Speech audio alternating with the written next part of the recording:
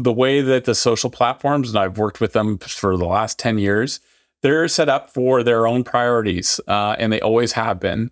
And so, the monetization of the creator has not been a top priority. And you see this with a lot of the creator funds. They'll make big press release announcements about millions of dollars, but that really doesn't trickle down to the middle class of creators. And so I think that control is a big part of that.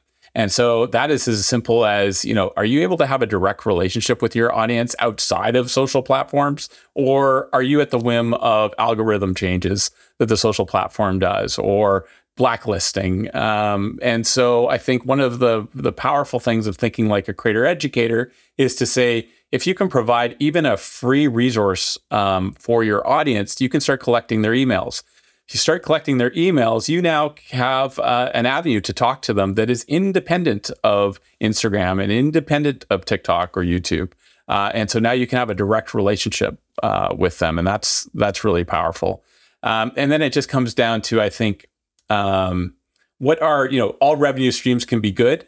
Some are better than others. So if you can have a revenue stream that's based off of your own digital products, the margins are very high for that. Again, you have control. It's your digital product. It's your property.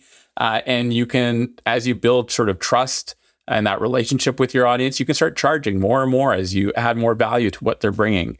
And again, that's a direct relationship and direct income coming in.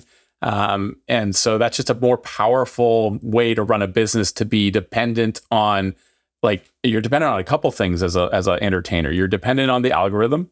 You're dependent on riding the content treadmill. You're dependent on the brands and whether the brands are deciding whether this is a good year for brand deals or not, and the fickleness of a CMO and their budgets. And so there's a lot of dependency that you have on other things and other people that you don't have control of. Where from a creator educator standpoint, if you have 1,000 engaged fans and you can get $100 a year off those 1,000 engaged fans by answering their questions, by creating value, by creating courses, by creating digital products that help them, that's $100,000. If you can get 200 for those 1,000 fans, that's $200,000 a year.